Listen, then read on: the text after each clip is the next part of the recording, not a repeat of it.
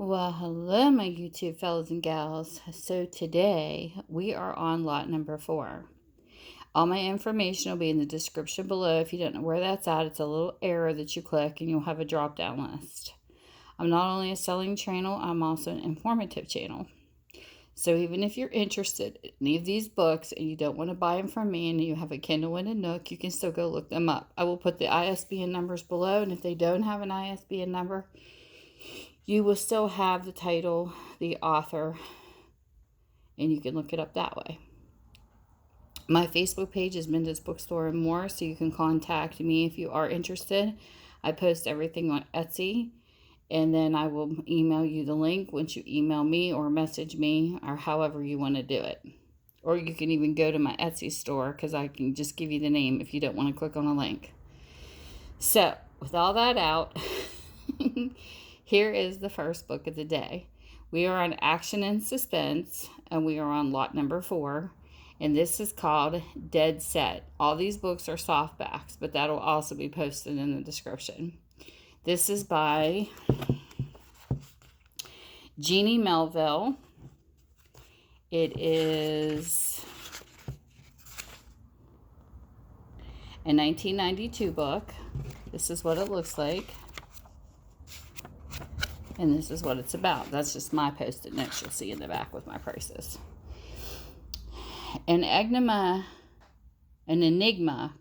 inside a puzzle, inside a quiet, unassuming Ted Gray stumbles over the body of a strangled young woman, and people are shocked to learn that Ted himself is the prime suspect. This case, with all of its complexities, intrigues policewoman Charmaine Daniels. When Ted goes missing, Charmaine believes that his wife, Una, knows much more than she's telling, and connected to the case somehow as a tiny boy haunted by visions. But as more victims are claimed by the voracious killer, the trail of blood leads Charmaine to a shocking truth and the most twisted of motives. That is book number 1. Book number 2. This is called Life Sentences by Alice Blanchard.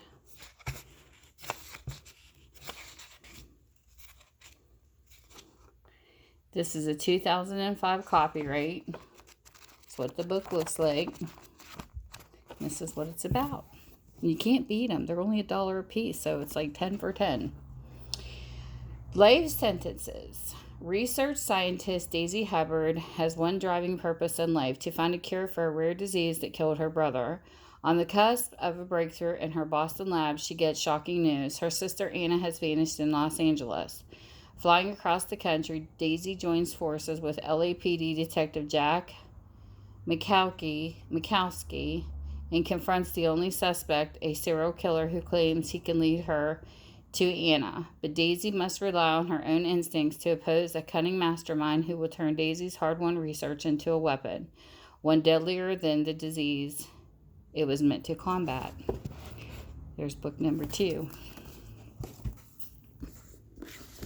Book number 3, The President's Shadow by Brad Meltzer.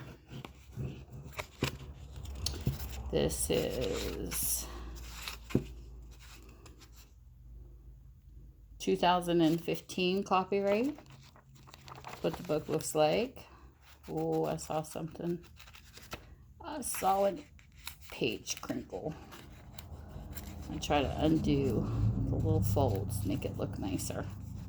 This is what the book's about. The President's Shadow. Beecher White is a young staffer in the National Archives in Washington, D.C., responsible for safekeeping the government's most important documents and sometimes its most closely held secrets. He also is a member of Culper Ring, a 200-year-old secret society founded by George Washington and charged with protecting the presidency. Now the current occupant of the White House needs Culper Ring's help. The alarming discovery of a buried arm in the Rose Garden has the president's team in a tight, rightful panic. Who buried the arm? How did they get past White House security? And most important, what's the puzzle hidden in the arm's closed fist? Beecher's investigation will take him back to one of our country's greatest secrets and point him toward the long, carefully hidden truth about the most shocking history of all, family history. Sounds interesting. I like that cover. That's book 3. Book number 4.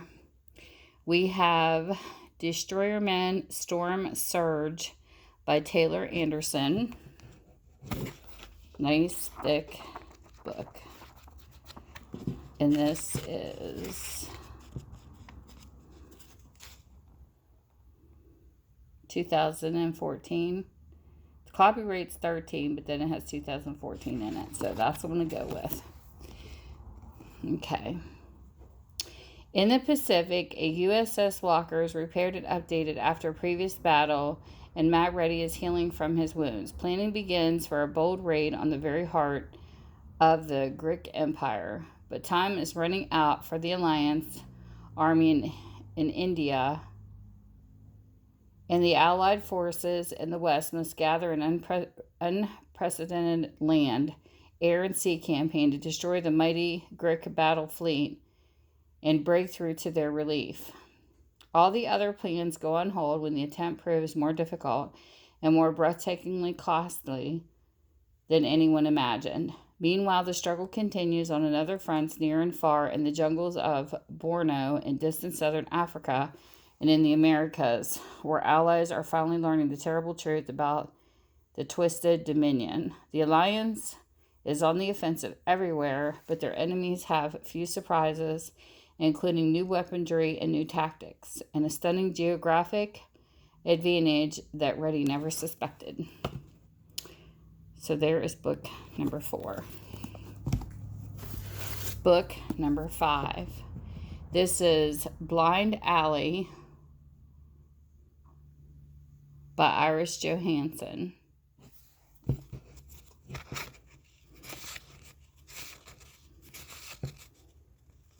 I like to read the copyright so you know how new and old these books are.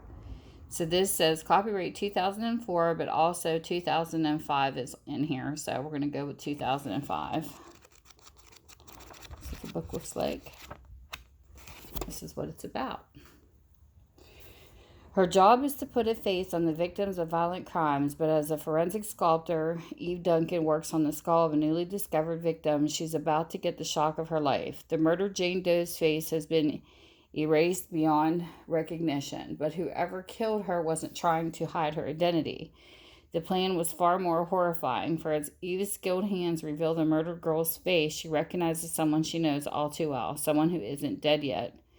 To stop this twisted psychopath, Eve must put her own life in the balance, but that's not the worst of it.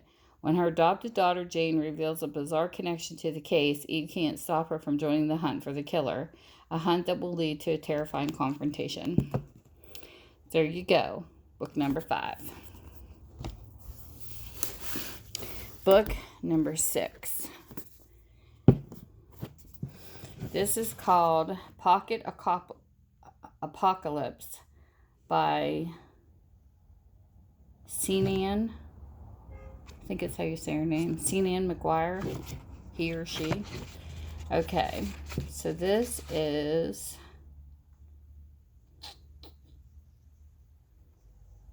(2015) copyright. That's what the book looks like.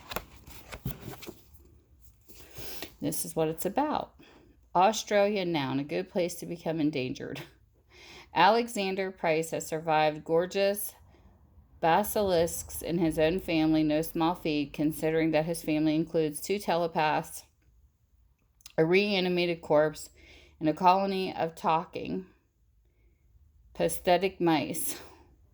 Still, he's starting to feel like he's got the hang of things, at least until his girlfriend Shelby Tanner shows up, asking pointed questions about werewolves and the state of his passport. From there, it's just a hop, skip, and a jump to Australia, a continent filled with new challenges, new dangers, and yes, rival cryptozoologists. That's a big word. Who don't like their visiting expert very much. Australia is a cryptozoologist's dream, filled with unique species, unique challenges. Unfortunately, it's also filled with Shelby's family, who aren't delighted by the length of her stay in America. And then there are werewolves to consider, infected killing machines who would like nothing more than to claim the continent as their own, the continent that currently includes Alex. Survival is hard enough when you're on familiar ground. Alex Price is very far from home, but there's one thing he knows for sure. He's not going down without a fight. So there you go. Book number 6. Book number 7. This is After America by John Birmingham.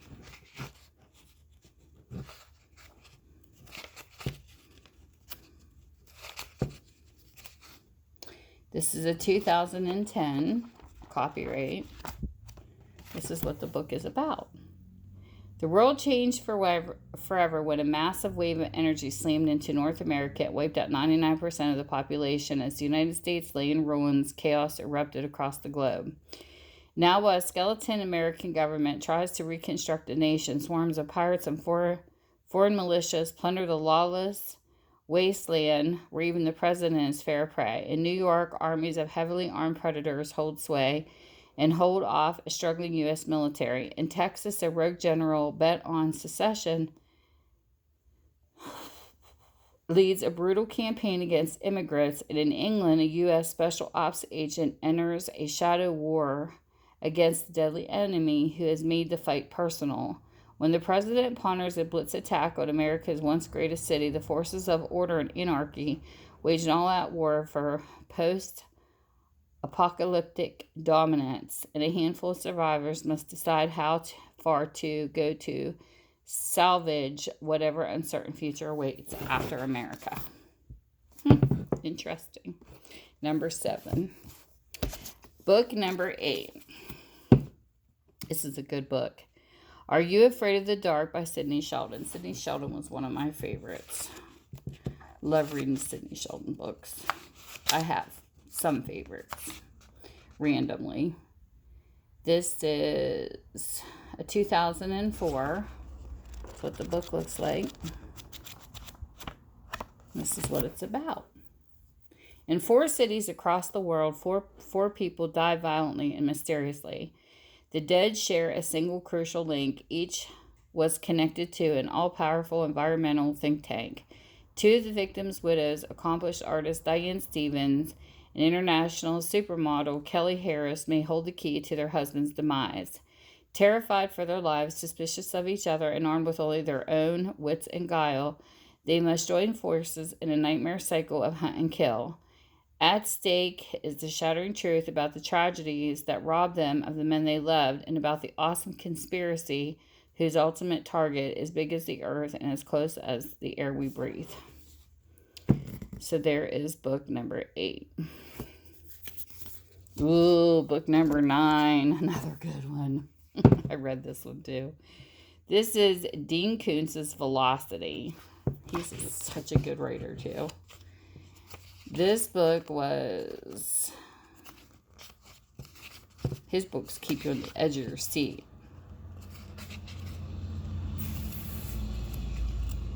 Let's see here.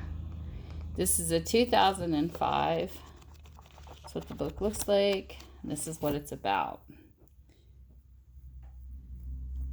If you don't take this note to the police, I will kill a lovely blonde school teacher. If you do, I will instead kill an elderly woman active in charity work. You have 6 hours to decide. The choice is yours. The typewritten note under his windshield seems like a sick joke, but in less than 24 hours, Billy Wiles, an ordinarily hard-working guy, is about to see his life take on the speed of a nightmare. Because a young blonde school teacher is murdered, and now Billy has another note and another deadline.